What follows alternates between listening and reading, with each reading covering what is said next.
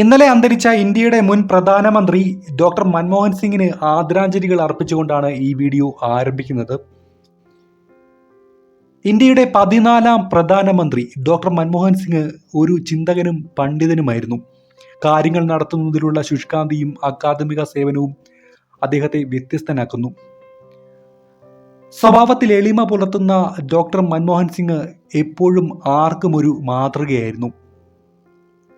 സ്വാതന്ത്ര്യം കിട്ടുന്നതിന് മുമ്പുള്ള ഇന്ത്യയിലെ പഞ്ചാബ് പ്രവിശ്യയിൽപ്പെട്ട ഒരു ഗ്രാമത്തിൽ 1932 സെപ്റ്റംബർ 26 മൻമോഹൻ സിംഗിന്റെ ജനനം.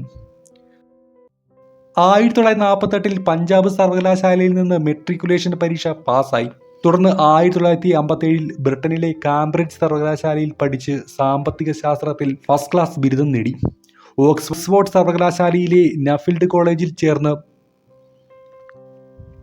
1962 സാമ്പത്തിക ശാസ്ത്രത്തിൽ DPhil പൂർത്തിയാക്കി. അദ്ദേഹത്തിന്റെ India's export trends and prospects for self sustained growth എന്ന പുസ്തകം രാജ്യത്തിനകത്തുള്ള സാധ്യതകളെ മൊത്തം കേന്ദ്രീകരിച്ചുള്ള ഇന്ത്യയുടെ വ്യാപാര നയത്തെ വിമർശിച്ചുകൊണ്ടുള്ളതായിരുന്നു. പഞ്ചാബ് സർവകലാശാലയിലും പ്രമുഖ ഉന്നത പഠന കേന്ദ്രമായ ഡൽഹി സ്കൂൾ ഓഫ് എക്കണോമിക്സിലും അധ്യാപകനായി പ്രവർത്തിച്ചപ്പോഴുള്ള മെച്ചപ്പെട്ട പ്രകടനം അദ്ദേഹത്തെ അക്കാദമിക രംഗത്ത് ശ്രദ്ധേയനാക്കി. ഈ കാലഘട്ടത്തിൽ കുറച്ചു കാലം UNCID സെക്രട്ടേറിയറ്റിലും അദ്ദേഹം പ്രവർത്തിച്ചു. ഇത് 1987 1990 ഇടയിൽ ജനീവയിലെ സൗത്ത് കമ്മീഷന്റെ സെക്രട്ടറി ജനറൽ പദവിയിൽ എത്താനുള്ള വഴിയൊരുക്കി. 1971 കേന്ദ്ര വാണിജ്യ മന്ത്രാലയത്തിൽ സാമ്പത്തിക ശാസ്ത്ര ഉപദേഷ്ടാവായി ചേർന്നു അദ്ദേഹം. അടുത്ത വർഷം ധനമന്ത്രാലയത്തിന്റെ മുഖ്യ സാമ്പത്തിക ശാസ്ത്ര ഉപദേഷ്ടാവായി നിയമിതനായി.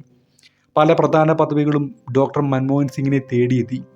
ധനകാര്യ മന്ത്രാലയം secretary, planning commission deputy chairman, reserve bank governor, പ്രധാനമന്ത്രിയുടെ ഉപദേഷ്ടാവ്, യൂണിവേഴ്സിറ്റി ഗ്രാന്റ്സ് കമ്മീഷൻ ചെയർമാൻ തുടങ്ങിയ പദവി അദ്ദേഹം വഹിച്ചിട്ടുണ്ട്. ഇന്ത്യയുടെ സാമ്പത്തിക ചരിത്രത്തിലെ വഴിത്തിരിവെന്ന് വിളിക്കാവുന്ന 1991-96 കാലഘട്ടത്തിൽ ഡോക്ടർ മൻമോഹൻ സിംഗ് ഇന്ത്യയുടെ ധനകാര്യ മന്ത്രിയായി മാറി. സമഗ്ര സാമ്പത്തിക പരിഷ്കാരങ്ങൾ നടപ്പാക്കുന്നതിൽ അദ്ദേഹത്തിനുള്ള പങ്ക് ഇപ്പോൾ ലോകം അംഗീകരിച്ചു കഴിഞ്ഞു. ഇന്ത്യയെ സംബന്ധിച്ചിടത്തോളം ആ കാലഘട്ടത്തെക്കുറിച്ചുള്ള പരാമർശങ്ങളിൽ പോലും ഡോക്ടർ മൻമോഹൻ സിംഗിന്റെ വ്യക്തിത്വം വിഷയമാകും. ഒട്ടേറെ അവാർഡുകളും അംഗീകാരങ്ങളും നേടിയിട്ടുള്ള മൻമോഹൻ സിംഗിനെ തേടിയെത്തിയ ഒട്ടേറെ അവാർഡുകളും അംഗീകാരങ്ങളും നേടിയിട്ടുള്ള ഡോക്ടർ മൻമോഹൻ സിംഗിനെ തേടിയെത്തിയ ഏറ്റവും പ്രമുഖ പുരസ്കാരം 1987 ലഭിച്ച ഇന്ത്യയുടെ രണ്ടാമത്തെ പരമോന്നത ബഹുമതിയായ പത്മവിഭൂഷൺ ആണ്. 1995 ഇന്ത്യൻ ശാസ്ത്ര കോൺഗ്രസിന്റെ ജവഹർലാൽ നെഹ്റു ജന്മശതാബ്ദി അവാർഡും 1993 94 മികച്ച ധനകാര്യമന്ത്രിക്കുള്ള ഏഷ്യാമണി അവാർഡും 1956 കേംബ്രിഡ്ജ് സർവകലാശാലയുടെ ആഡം സ്മിത്ത് സമ്മാനവും 1955 കേംബ്രിഡ്ജിലെ സെന്റ് ജോൺസ് കോളേജിലെ മികച്ച പ്രകടനത്തിന് റൈറ്റ്സ് പ്രസ്സുമാണ് അദ്ദേഹത്തിന് ലഭിച്ച മറ്റ് അംഗീകാരങ്ങൾ. ഇതിനു പുറമെ പല പ്രമുഖ ദേശവിദേശ സംഘടനകളും അദ്ദേഹത്തെ ആദരിച്ചിട്ടുണ്ട്. കാംബ്രിഡ്ജ്, ഓക്സ്ഫോർഡ് സർവകലാശാലകൾ ഡോക്ടർ സിംഗിന് ഓണററി ബിരുദങ്ങൾ നൽകാൻ തയ്യാറായി. പല രാജ്യാന്തര സംഘടനകളിലും സമ്മേളനങ്ങളിലും ഇന്ത്യൻ പ്രതിനിധിയായി അദ്ദേഹം പങ്കെടുത്തു.